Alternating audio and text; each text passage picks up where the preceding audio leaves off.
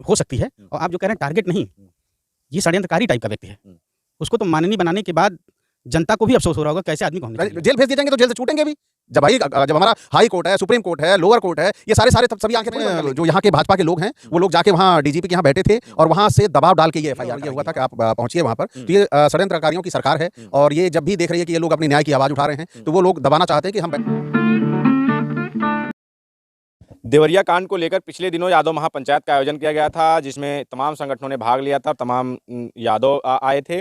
आज यादव सेना के राष्ट्रीय अध्यक्ष और विधिक सलाहकार यादव सेना अचल सिद्धार्थ जी हैं। आज ये लोग अमेठी में हैं। अमेठी शाहगढ़ पुलिस चौकी में इनको तलब किया गया था, आए थे। कोई एफआईआर हुई है, जानेंगे कि क्या मामला था। अचल जी, आपका बहुत स्वागत है।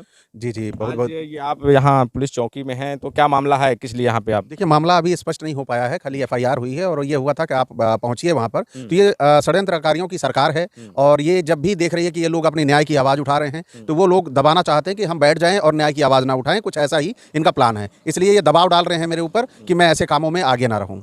अभी तो आपकी पुलिस वालों से बात हुई होगी वहाँ अंदर, तो उन्होंने कुछ बताया होगा किस मामले को लेकर आप पर एफआईआर हुई है? देखिए, मामला इन्होंने लगाया हुआ है जो वो स्पष्ट नहीं किया है, लेकिन इतना कहा है कि इन्होंने किसी हमारे वीडियो को देख लिया था यूट्यूब पे, तो उसी को कह रहे हैं कि धार्मिक भावना भड़काई है आपने, लोगों को तकलीफ है। यहाँ का पूरा जो भाजपा का प्रशासन का अमला है और पूरा यहाँ के जो इनके भाजपा के बड़े पदाधिकारी हैं, इन लोगों ने बैठ के ये एफआईआर करवाई है, दबाव में करवाई है और जिसमें इंस्पेक्टर को शामिल किया गया है कि एक सरकारी अधिकारी को दबाव डाल के उसके जरिए एफआईआर कराई गई है।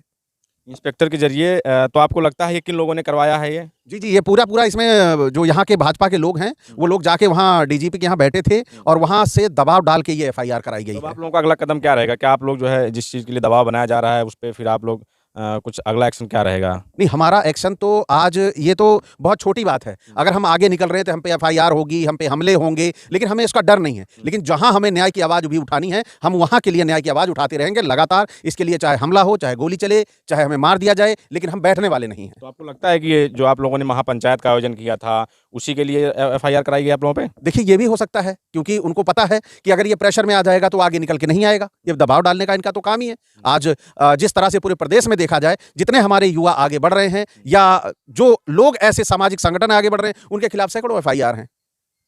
अब आप लोगों पे एफआईआर कराया जा रहा है, आप जो है देवरिया पे न्याय की बात करें एफआईआर, तो अब आप लोग क्या करेंगे इसके बाद? हम लोग कानूनी लड़ाई लड़ेंगे, है ना। इस एफआईआर के खिलाफ, इनके खिलाफ जो हुई, हमारे खिलाफ जो हुई है, उसके खिलाफ हम लोग जो व्यवस्था है न्याय की उसका सहारा लेंगे, लड़ेंगे। ऐसा थोड़ा ना कि तुम आप लोग तो बार-बार नहीं मैनेज कर लोगे। आप लोग तो बार-बार ये कह रहे थे कि हम न्याय के लिए लड़ रहे हैं, न्याय के लिए लड़ रहे हैं, तो फिर आप लोगों पे ये एफआईआर क्यों हो जाती है? एक बात बताइए, एक बड़ी पुरानी कहावत है कि किसी ने आपकी ज़मीन कब्जा कर ली हो या आपकी व्यवस्थाओं पे कब्जा कर लिया हो, जब आप सक्षम हुए उसको लेने की कोशिश करेंगे, वो सही होगा, आप अपनी तरफ से सही होंगे, आप अपनी चीज़ पे ही दावा कर रहे होंगे। लेकिन उनको तो बुरा लगेगा ही ना, जो बरसों से उससे कब्जा मार के बैठे हैं। तो कुछ लोग धर्म के नाम पे कब्जा मार के बैठे हैं, कुछ लोग जाति के नाम पे कब्जा मार के बैठे हैं, कुछ लोग संवैधानिक अधिकारों के लोगों की गलत जानकारी की वजह से व्यवस्थाओं पे कब्जा मार के बैठे हैं। अगर हम उसको लेने की बात करेंगे, हम न्याय के लेने की बात करेंगे, जैसे था मनुस्मृति में लिखा गया था कि ब्राह्मण अगर कोई पाप कर देता, हत्या भी कर देता, तो उसको कोई सज़ा नहीं होनी चाहिए। उसकी सज़ा सिर्फ ये है कि उसका सर मुंडवा के छोड़ दिया जाए। तो अब तो सर नहीं मुड़ेगा, अब तो तुम भी जेल जाओगे या तो फांसी पे लटकोगे, तुमने हत्या की है तो। तो आप लोगों को लगता है कि जो आप लोग बार-बार सलमणि त्रिपाठी जो भाजपा के विधायक है उन्हें टारगेट कर रहे थे, बार-बार उनका नाम लेते इसलिए एफआईआर हुई है? हो सकती है। और आप जो कह रहे हैं टारगेट नहीं, ये षड्यंत्रकारी टाइप का व्यक्ति है।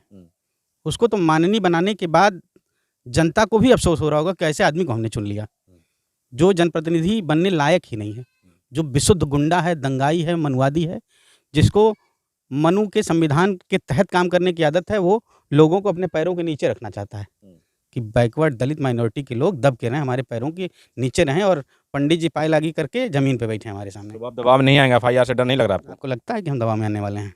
तो आपसे पूछ रहे, डर नहीं लग रहा है एफआईआर से? भैया, एफआईआर से डर काहे का लगेगा? वो एक विधि व्यवस्था है, दबाव में भी एफआईआर लिखी जा सकती है, लेकिन उसका जवाब तो न्यायालय में देना होगा। वो कहाँ से दबाव लाओगे वहाँ पे? उसका जवाब हम भी देंगे। ठीक है। तो आप लोगों को लगता है कि जो ये आप लोग लगातार लड़ रहे हैं, लगातार जो अत्याचार हो रहे हैं आपके समाज पे, तमाम बहुजनों पे, उसके लिए आप लोग आगे आ रहे हैं, सब इसीलिए षड्यंत्र किया जा रहा है, आप पे एफआईआर कराई जा रही है? जी, बिल्कुल इसी के लिए कराई जा रही है और ये तो उनका पुश्तैनी काम है, पारंपरिक काम है उनका, जिसको सनातन बोलते हैं। ये सनातन से यही करते चले आए हैं। तो आप पीछे हटेंगे कि नहीं? बिल्कुल कदम पीछे किसी भी दशा में नहीं हटेगा, बल्कि जितना हमको रोकने की कोशिश करेंगे उतनी तेजी से हम आगे बढ़ेंगे। डर नहीं लगता? बिल्कुल कतई डर नहीं लगता। हमारा समाज तकलीफों में तो फिर जी के क्या फ़ायदा। इससे अच्छा है कि आगे निकलें और समाज के लिए शहीद हो जाए। आप कह रहे हैं कि जो भाजपा के बड़े नेता हैं उनके दबाव में उन्होंने डीजीपी के यहाँ बैठ के एफआईआर करवाई है। तो जहाँ एक तरफ सरकार है, भाजपा के बड़े बड़े नेता हैं, विधायक हैं, मंत्री हैं, और एक तरफ आप लोग हैं, तो आपको डर नहीं लग रहा है आप सत्ता से टकरा रहे हैं? तो नहीं, इसमें डरने की बात नहीं है। जब लोकतंत्र है ना, तो अपनी बात रखने की सबको आज़ादी मिली है, तो हम अपनी बात रखेंगे और उसके लिए भले ही किन्हीं परिस्थितियों से गुजरना पड़े, भले ही हमें कितनी यातना मिले, कितना हमें परेशान किया जाए, हम तो इसके आदी हैं और इसी के साथ हम लड़ने के और संघर्ष करने के भी आदी हैं। जब तक लड़ेंगे, जब तक सांसें हैं, लड़ते रहेंगे। जी बिल्कुल, जब तक सांसें चलती रहेंगी, शरीर साथ देता रहेगा, हम चाहे सरकार हो या कोई ऐसे समाजवादी उपद्रवी संगठन हो जो सरकार से भिड़ेंगे तमाम लोग तो जेल भेज दिए जाएंगे। आप लोग जेल भेज दिए जाएंगे तो जेल से छूटेंगे भी। जब हमारा हाई कोर्ट है, सुप्रीम कोर्ट है, लोअर कोर्ट है, ये सारे सभी आंखें थोड़ी बंद कर लेंगे।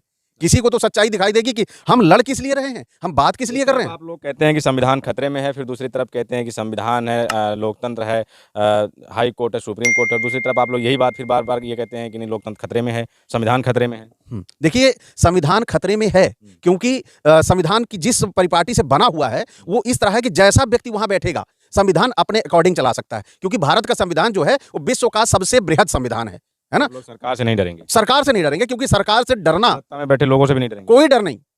उनके पास केवल या तो एफआईआर करा सकते हैं, जेल डाल सकते हैं। जाने के लिए तैयार हैं? बिल्कुल तैयार हैं, क्योंकि हमें पता है हमको आज जेल में डालेंगे, 2 महीने बाद हम बाहर आ जाएंगे, क्योंकि जेल हुई कल बेल हुई। हाँ, आज जेल हुई कल बेल हुई, इससे नहीं घबराने वाले, डरने वाले हुए। बिल्कुल जेल हुई। हाँ, अब ये डरने वाले नहीं है किसी भी दशा में। तो ये यादव सेना के पदाधिकारी हैं, अमेठी में इनके ऊपर एफआईआर दर्ज हुई है। इनका कहना है कि जो सत्ता में बैठे लोग हैं, भाजपा के जो नेता हैं, उनके दबाव में एफआईआर हुई है, ताकि ये लोग जो देवरिया कांड को लेकर और तमाम मुद्दों पे जो लड़ रहे हैं और महापंचायतें कर रहे हैं, हर जिलों इन्होंने फैसला किया कि हर जिले में महापंचायत करेंगे, ये उसी के दबाव में कराया जा रहा है, उसी के डर से कराया जा रहा है। आपका इस पर क्या राय है, आप कमेंट करके बताएं। अगर वीडियो अच्छा लगे तो लाइक करें, शेयर करें, सब्सक्राइब करें। धन्यवाद।